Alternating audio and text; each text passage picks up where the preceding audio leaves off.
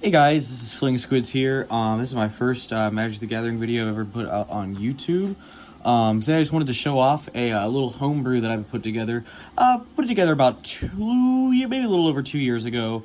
Pioneer scene kind of fell out around my town, so it's picking back up right now. So I thought I'd go ahead and put the deck back together. But this is a homebrew deck that me and a good friend of mine put together about 2 years ago, based around the very popular commander card actually. Codie Vociferous Codex. It's a 3 mana, 3 generic mana, 1/4. You can't cast permanent spells, but you pay 4 generic, tap to add Wooburg. When you cast your next spell this turn, exile cards from the top of your library until you exile an instant or sorcery card with lesser mana value. Until end of turn, you may cast that card without paying its mana cost. Put each other card exiled this way on the bottom of your library in a random order.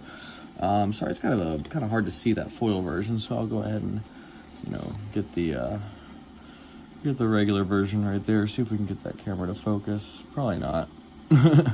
Darn. Oh well. But yeah, Codie Vociferous Codex. Really cool artwork. A really cool concept for a card. A lot of burn potential, and the fact that you can have a 5-color deck with it really just kind of adds to it. This is a 4-color deck actually. We do not play any black in this deck.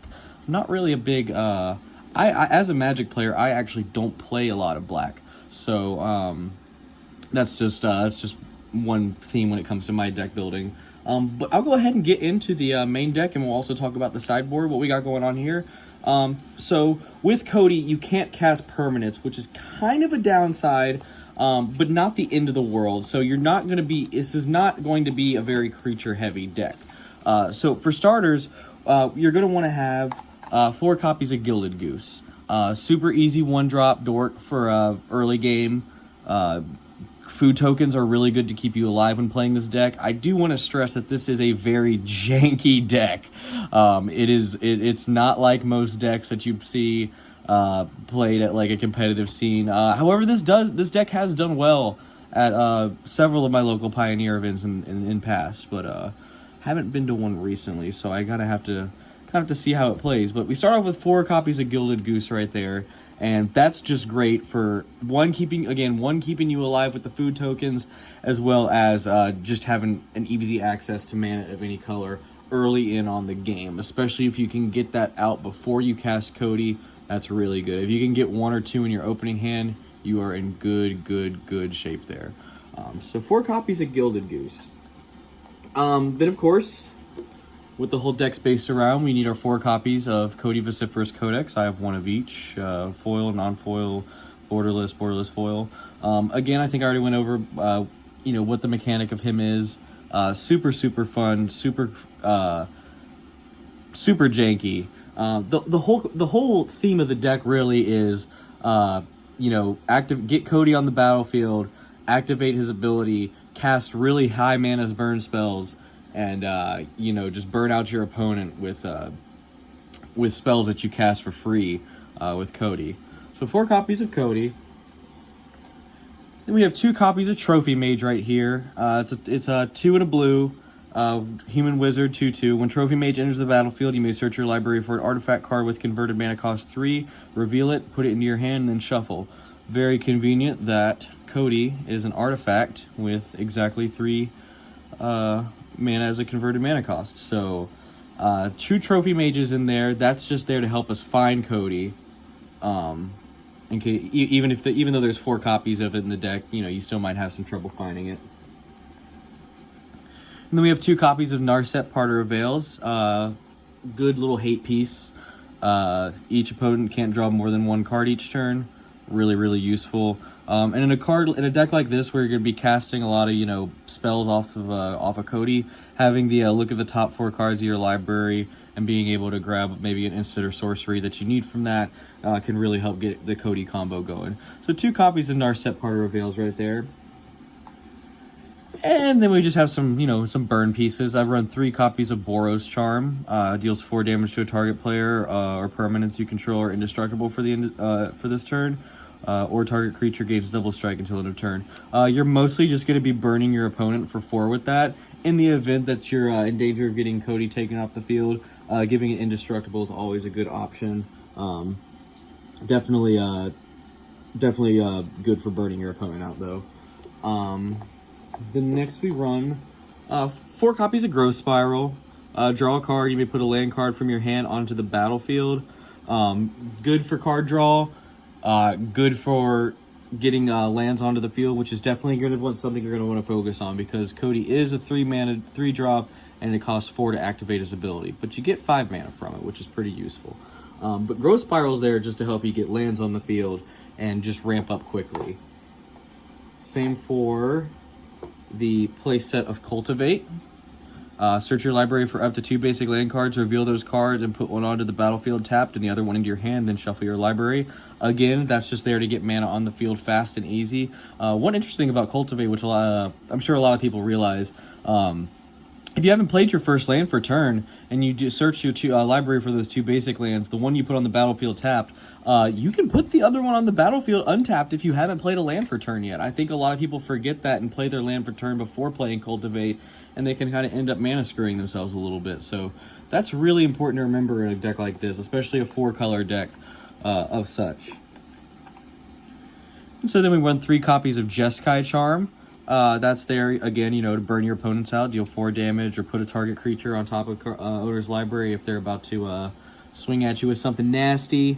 Also, you can get +1/+1 in lifelink till end of turn. That's another way just to stay alive with this deck, because it is a janky kind of combo deck.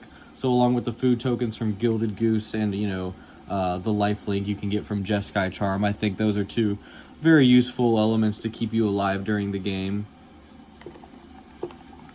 Then what I consider to be probably one of the bigger, more important spells in this deck, you got a playset of Sarkhan's Catharsis. It's a 4 and a red, which is kind of expensive, but it deals 5 damage to target player or planeswalker. Ideally, this is the card you're going to want to hit with Codie whenever you start the combo. You want to start the combo with something like this or bigger. I'll show you bigger spells here in just a second. But with the fact that Codie gives you Wooburg, that gives you just enough mana to cast Sarkhan's Catharsis, so you can burn your opponent for 5 damage and then just exile the top of your deck, hopefully hit maybe a Boros Charm, say a Jeskai Charm. You could easily deal 9 damage and not even have a combat phase yet. So Sarkhan's Catharsis is definitely a big player right there in this deck. 2 copies of Body of Research. It's 3 green and 3 blue. Kind of a strange spell, not one you'd really expect for a deck like this. But it creates that fractal creature token. This is like one of the only cards in the whole game that can create a fractal creature. But you put X 1/1s on it, where X is the number of cards in your library. Yeah, so imagine, hitting this, casting this card for its mana cost, creating that massive fractal, exiling off the top of your deck, and then hitting a Sarkhan's Catharsis, for example. Boom. You just created a massive creature and dealt 5 damage to your opponent, and you haven't even started combat yet. So Body of Research is actually really cool to keep, again, because you can't cast permanents. This is a good way to get creatures on the field so that you have something to block if your opponent's playing pretty creature aggro heavy deck. Another important element of this deck, I've got a playset of Alrund's Epiphany here. Very powerful card, very expensive in terms of mana costs. Not in terms of money, though. This card went down very low in price. I was actually shocked to see how cheap it got, how cheap I was able to pick up my copies for. But Alrund's Epiphany, it has Foretell, where you can pay 2 and exile it, and then play it again in a different turn for literally just 1 mana cheaper than what it already costs. So you can do that if you want to foretell it, if you've got more important, if you're trying to combo off 1 turn and then cast an Alrund's next turn, maybe foretelling it's not a bad choice. But definitely another big key part of this deck, because with Alrund's Epiphany, if you're able to take extra turns, as well as you can't cast permanent, so being able to put 2 1/1 bird creatures on the field with flying, boom, you got yourself some flyers to block your opponent's flyers if need be. But also being able to take an extra turn is really awesome with a combo deck like Codie. Being able to activate that ability, twice before your opponent makes their next move, you could easily, kill your opponent in 2 turns, especially with something like Alrund's Epiphany. You cast one turn and then cast the next turn. Just keep on taking turns, creating birds, and then just burning them out with these more expensive spells like Sarkhan's Catharsis, Jeskai Charm, Body of Research, you can really get a crazy... If you get the ramp you need early on, you can really put something crazy together not too late into the game. So Alrund's Epiphany is great for taking extra turns, great for casting with Codie. And then we run one copy of Inspired Ultimatum.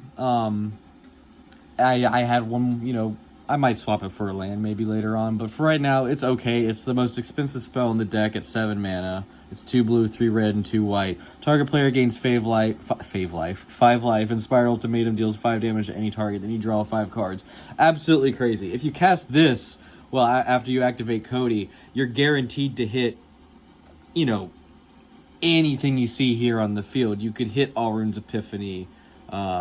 No, I don't think you can actually, because that's 7 mana, so it has to be less. So I don't think you could hit Alrund's Epiphany. But if you cast this, you could hit Sarkhans, you could hit Jeskai, you could hit any of these instants or sorceries and burn your opponent out really fast. So Inspired Ultimatum deals that 5 damage, you gain that 5 health, and you draw those 5 cards. Crazy. But just definitely a great card. If you can cast this to trigger the Codie combo going off, then perfect. Absolutely perfect. So that's our creature and, oops, didn't mean to bump the camera.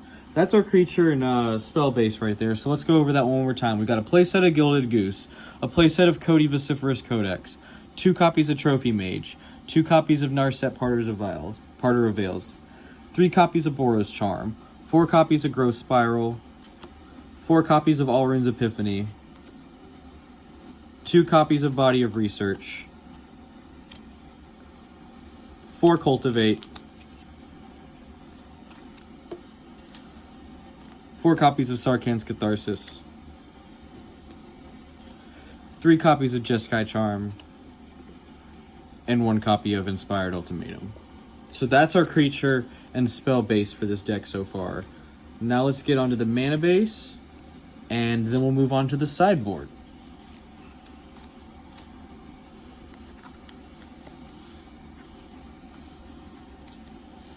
And I will leave a deck list in the description. I'll either leave a link or copy and paste it into the description. So for our mana base, it's a little weird. We run a couple not fetch lands. This is Pioneer, not Modern. So we run a couple more shock lands than you might initially expect. But just bear with me. With a crazy 4-color deck like this, you kind of have to have an interesting mana base. And most of the cost of this deck is in the mana base. Pretty much everything else in the deck you can get for less than $30. The mana base is where you're going to be spending over $100 though. But for starters, we run 3 copies of Breeding Pool, which, yeah, that alone, that's going to go ahead and show you how different this deck really is. Running 3 copies of Breeding Pool. You know, shocks just to gotta get that mana. 2 copies of Fabled Passage. Just to be able to find your basic lands when you need to. 2 copies of Forest. 2 copies of Hallowed Fountain. 2 copies of Hinterland Harbor. 1 mountain. 1 island. 1 mountain. 1 plains. My bad, guys. 2 copies of Sacred Foundry. 2 copies of Steam Vents,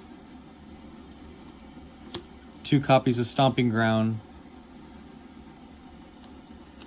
2 copies of Sulfur Falls, and 1 copy of, sorry, you can't really see that because of that glare right there, 1 copy of the World Tree right there.